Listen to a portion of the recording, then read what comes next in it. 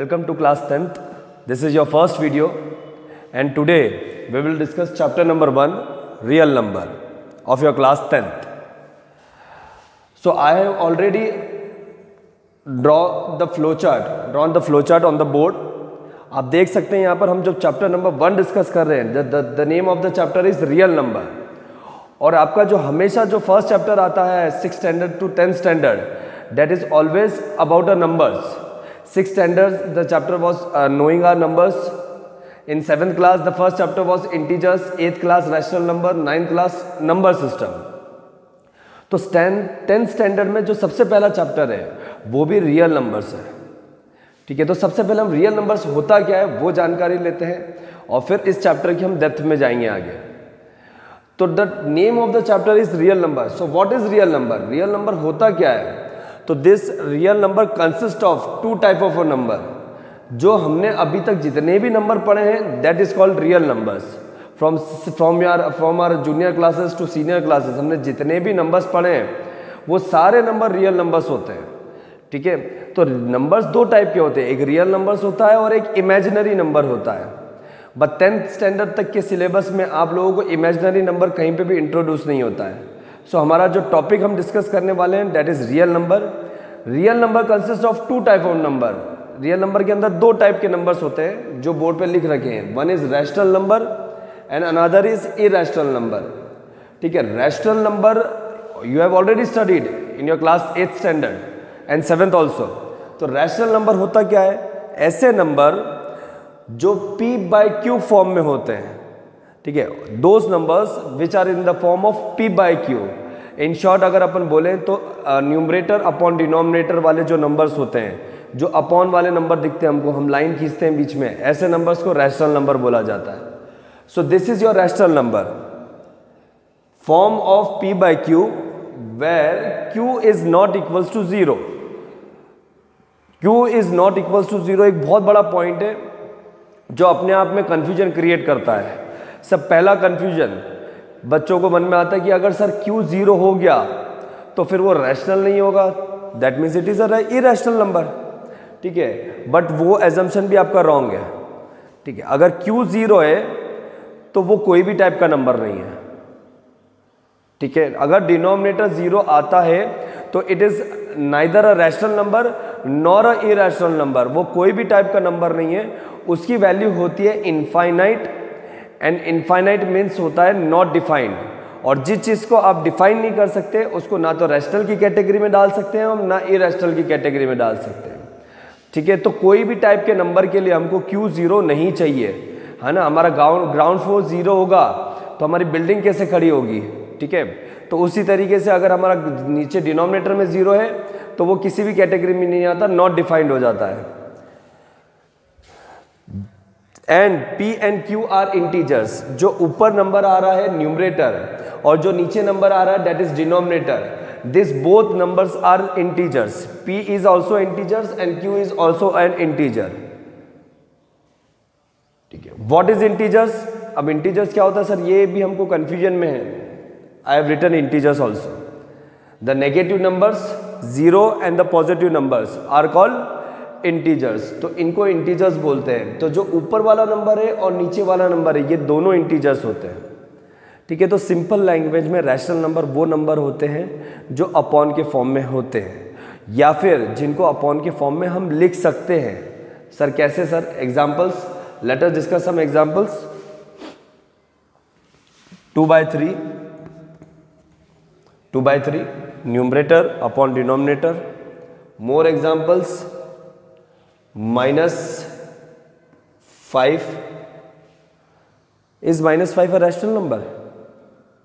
Sir numerator upon denominator नहीं है, but I have already said कि अगर आप उसको न्यूमरेटर अपॉन डिनोमिनेटर में लिख सकते हैं that means it will be a rational number. That means -5 is also a rational number, क्योंकि मैं इसको -5 को लिख सकता हूं -5 upon 1. Fine. Next, all this type of numbers come under rational number because इन सारे numbers को हम p by q फॉर्म में लिख सकते हैं. तो that means they are also a rational numbers. इसीलिए हमने रैशनल नंबर की कैटेगरी में ही नेचुरल, होल एंड इंटीजर्स लिख रखा है। Natural you already know, starting from 1, whole number starting from 0, negative numbers are introduce in this, that means it is a integers. Next irrational number. Irrational number those number which is not in the form of p by Q, ऐसे numbers जो p by Q form में नहीं होते हैं, that means rational number की definition का opposite definition है। Rational number मतलब p बाई क्यू फॉर्म में होता है, इरेशनल नंबर मगर p बाई क्यू फॉर्म में नहीं होता है। ठीक है, in 10th standard also some students get confuse with irrational number. तो हम एक एग्जाम्पल डिस्कस करते हैं जिससे इरेशनल नंबर अच्छे से समझ में आ जाएगा। Take one example, √2।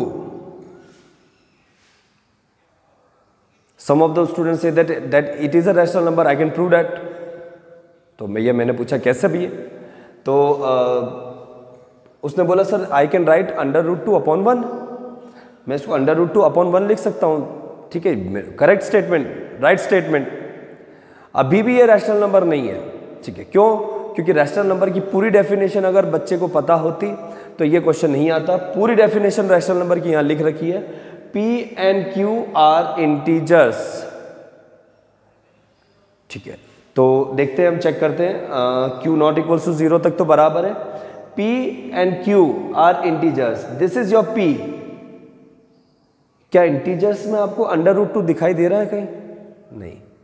So that's why it is not a rational number, it is irrational number. तो जो नंबर अपॉन वाले फॉर्म में होते हैं उनको बोलते हैं रैशनल, और जो नंबर्स रूट में होते हैं जिनको हम रूट से बाहर नहीं निकाल पाएंगे, ऐसे नंबर्स को इरेशनल नंबर बोला। All the under root numbers except √4, √9 है ना, जिनको हम रूट से बाहर निकाल सकते हैं वो इरेशनल नहीं, वो रैशनल ही होंगे। ठीक है, तो √3, √5, many more examples are there and one more examples are there. इनके अलावा, रूट के नंबर्स के अलावा और एक एग्जाम्पल है, दैट इज पाई। ठीक है, पाई की वैल्यू 22/7 लिखी जाती है, but 22/7 is a rational number, तो उसकी एग्जैक्ट वैल्यू नहीं होती है। पाई की अप्रोक्सीमेट वैल्यू होती है 22/7। ठीक है, तो exactly pi is an irrational number. Okay, this is all about the numbers, है ना। Numbers are divided into 2 categories, rational and irrational. Rational P by Q form, not in P by Q form. Examples, all the upon value numbers and all the numbers which I can write in P by Q form are rational. All the under root numbers which cannot be taken out of under root, मतलब जिनको under root से बाहर नहीं निकाल सकते, are called irrational number, and pi is another example of irrational numbers. So let's move to our next topic, the main topic of your chapter number 1. That is first theorem of this chapter. Theorem is Euclid division lemma. The name of the theorem is Euclid's division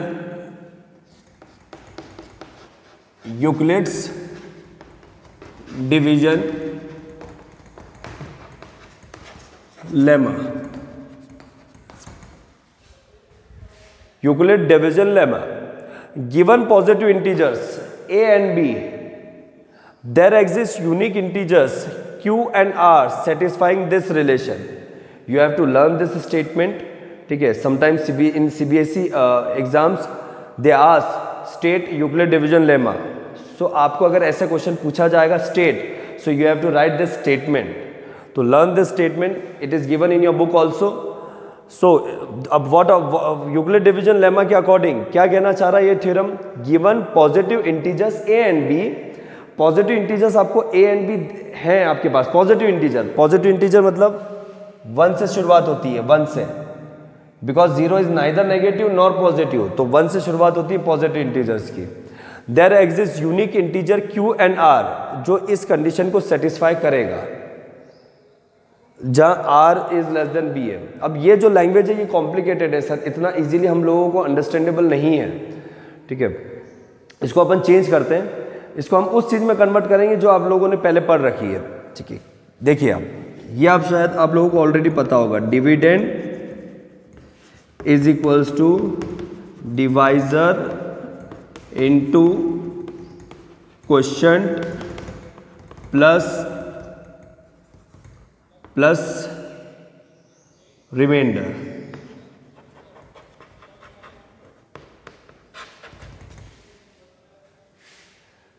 dividend is equals to divisor into quotient plus remainder. ये तो आप लोगों को already पता है, ठीक है।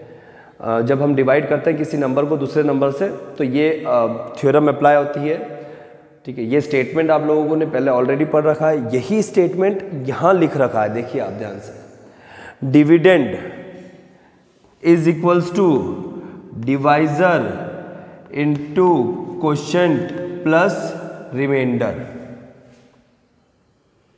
मतलब जब आप a को b से डिवाइड करोगे तो आपको जो आंसर है वो q आएगा और जो नीचे रिमाइंडर बचेगा वो r आएगा। अब तो मैच हो गया। तो this is your division algorithm. आप बोल सकते हैं कि डिवाइड करने के बाद जो स्टेटमेंट आता है वही ये है।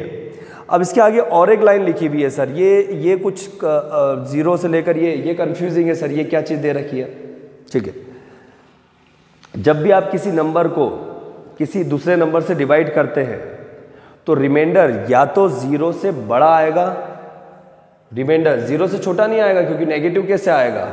अगर for take one example, if I am taking 13 and I am dividing it by 2, तो हमारा प्रोसीजर क्या रहता है, हम इसको 2 7 14 बड़ा नंबर थे ना लिखते हैं, सो नेगेटिव आने का चांस ही नहीं बनता। हमको इस यहाँ से छोटा नंबर लेना है 13 से, तो 2 6 12। So always the remainder is greater than 0 or it is equals to 0। Negative नहीं आएगा रिमाइंडर। रिमाइंडर 0 कैसे आ सकता है सर, अगर यहाँ 13 की जगह 12 होता तो रिमाइंडर इज 0, ठीक है। तो अभी हाल फिलहाल आप लोगों के पास remainder is 1, so remainder is 1, so remainder is always greater than 0 और equals to 0। And the second condition is mixed in this, the remainder is always less than your quotient divisor. Remainder जो है वो divisor से छोटा ही आएगा। ये divisor है, आप you can take any number of examples and you can try it कि ये जो रिमाइंडर है वो इस नंबर से छोटा आ रहा है कि नहीं आ रहा है। अच्छा, एक चीज तो बताना रह गया सर, डिविडेंड डिवाइजर यही हमको पता नहीं क्या होता है। This is dividend, this is called divisor, quotient,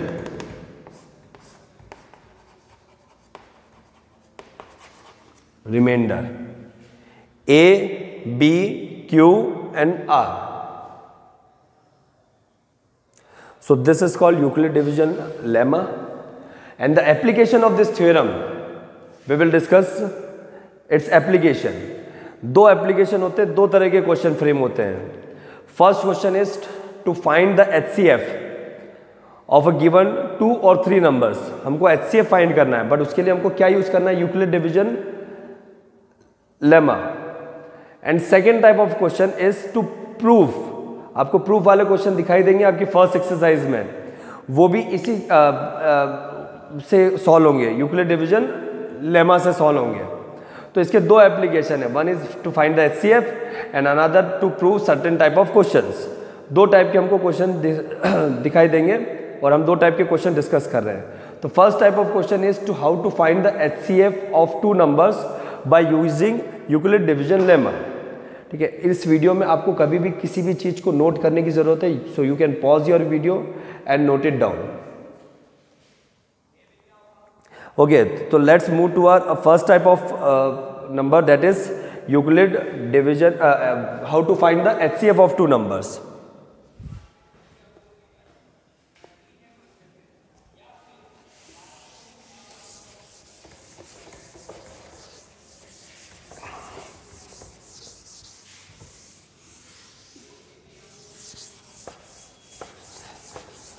HCF of 2 numbers. HCF means highest common factor. HCF, full form of HCF is highest common factor. So our first type of question is to find HCF of a given 2 numbers. Now, well, I will take one example in this 420 and 210.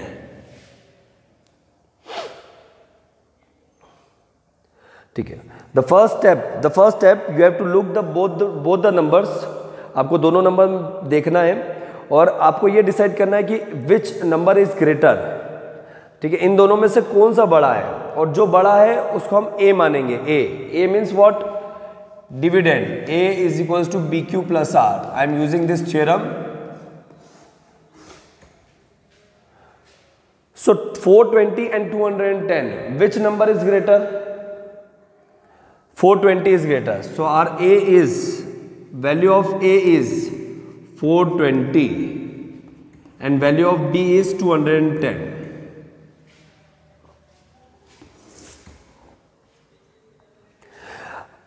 I am dividing both these numbers. ये चीज जो मैं अभी कर रहा हूँ, that you can do in your rough work also and you can also do it in your fair, है ना, आप पे डिपेंड करता है. But what I am writing here, that is compulsory you have to write in your fair, है ना. ये rough में हम सॉल्व नहीं करेंगे एग्जाम में, है ना, ये फेयर में ही करेंगे. बट यहाँ जो कर रहा हूँ, ये आप वो रफ में कर सकते हैं. सो आपका डिविडेंड अभी आपने डिसाइड करा sir 220 is your dividend and 210 is your divisor. Multiply everybody know. ठीक है, 210 इंटू 2, तो this is 0, 2 and 4. Your answer is 420. तो आपने 210 से जब 420 को डिवाइड करा है तो रिमाइंडर 0 आ गया. और जब भी रिमाइंडर अगर 0 आ जाता है तो आपको स्टॉप मारना है. You have to stop, further solve नहीं होगा. आपका HCF मिल गया. ठीक है, तो यहाँ HCF कौन है? जिसकी वजह से रिमाइंडर 0 आया वो आपका HCF हो जाएगा. He is the winner. इसने भैया जंग जीत ली है 210. Because of 210 the remainder is 0. अब ये सर ये लैंग्वेजेस आप क्या बोल रहे हो, अभी कंफ्यूजन है हमको. ठीक है, आप हम दूसरा एग्जांपल लेंगे, उसमें आपको और क्लियर होगी एग्जाम. अभी तो हम इसको लिखने का तरीका देखिए आप. Dividend is equals to dividend is equals to divisor into quotient plus remainder. Therefore our HCF is equals to 210. Because इस 210 की वजह से हमारा ये रिमाइंडर 0 आया है.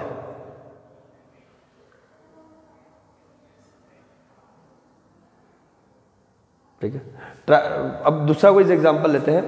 हम थोड़ा बड़ा एग्जांपल लेते हैं. 420 and 130. 420, 130. Again A is equals to what? 420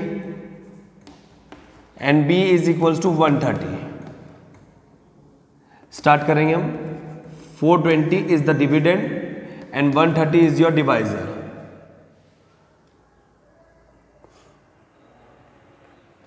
multiply करके देखना है आपको. डिवीजन आपको आता ही होगा hopefully.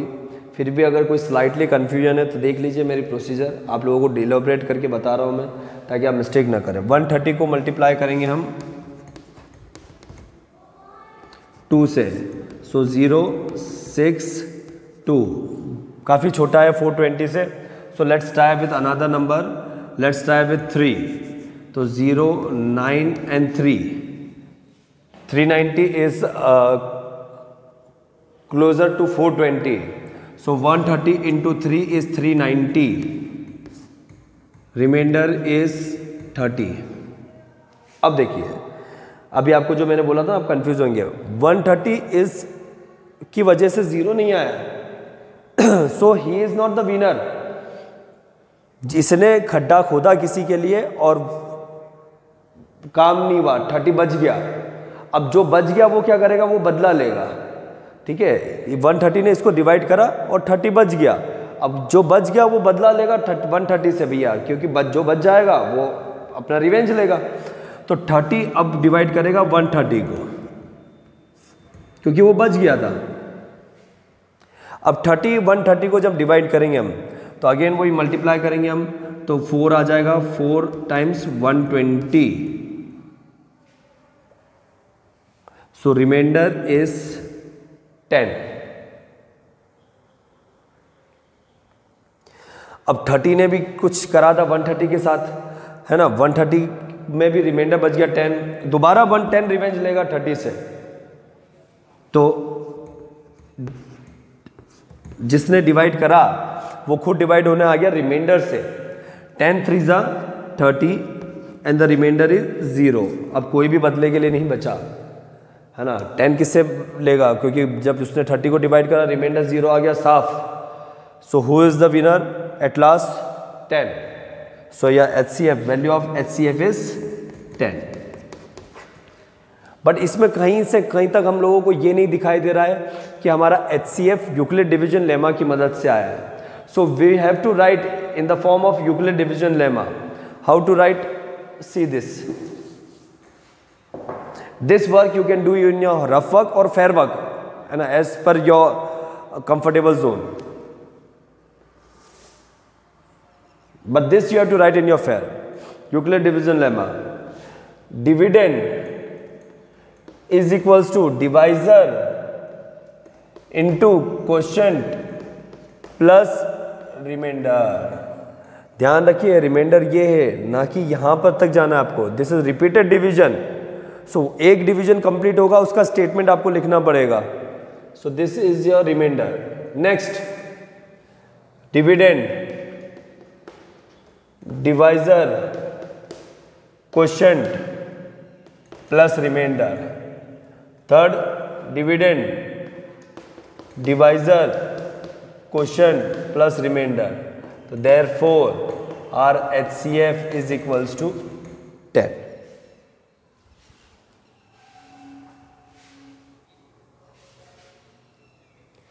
So there are 3 parts in your exercise 1.1 first question. वो तीनों पार्ट्स यही है। You have to find the Euclid HCF of 2 numbers by using Euclid division lemma. So this procedure you have to follow and you have to solve question number 1 remaining parts. In the next video I will show you how to prove certain type of question using Euclid division lemma. Thank you. God bless you.